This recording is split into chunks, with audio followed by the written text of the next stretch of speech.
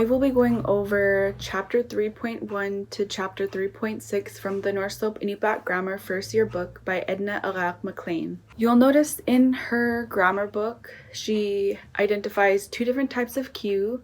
There's the regular Q and the capital Q. When adding the division sign mun and the division sign mi, you will drop the final consonant from a stem word that end with the regular Q.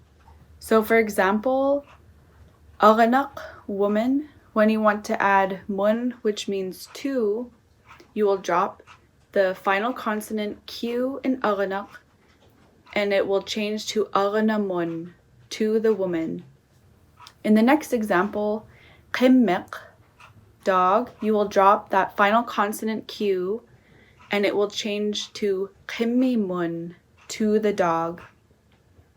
In the last example, Umaq, boat, when you want to add mi at the end of it to say in the boat, it will change to umemi. The division sign indicates that the post base deletes stem final weak Q, but not the capital Q, K, or N.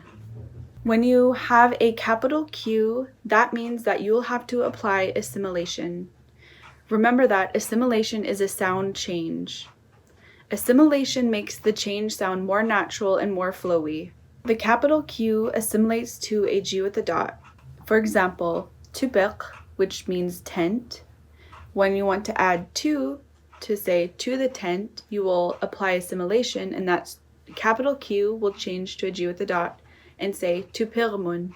In the next example, natik, floor, and when you add mi, on, to say on the floor, natirmi, you will change the capital Q to a G with a dot. Now, remember that the division sign indicates that the post base deletes the final weak Q, but not capital Q, K, or N. In words that end in a K, you will apply assimilation to change it to a G. For example, utkervik, barrow, you will say utkervimun, to barrow. You will change that K to a G. In the second example, storkbuk, big store, we will change that K to a G to say storkbarmun, to the store.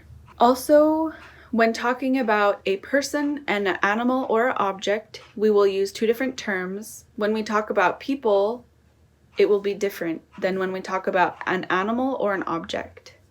When we talk about people, we say kinauna, who is that one? Kinya translates to who. You could also use kinya as its own word to say who, kinya. Unna literally translates to that one.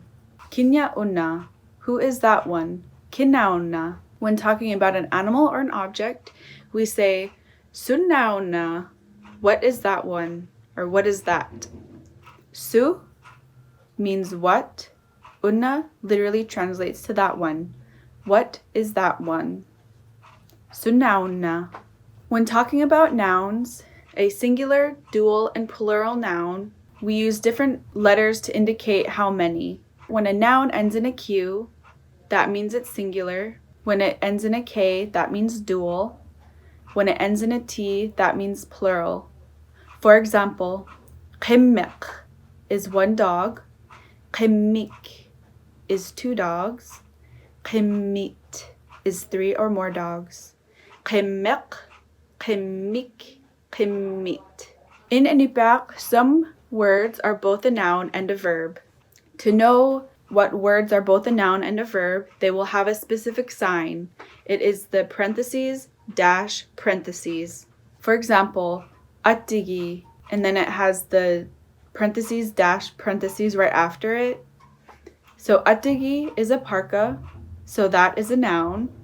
Attigi also means to put on a parka, which is a verb. And in the grammar book, you will know which words are both a noun and a verb by that sign, the parentheses dash parentheses. Qoinak.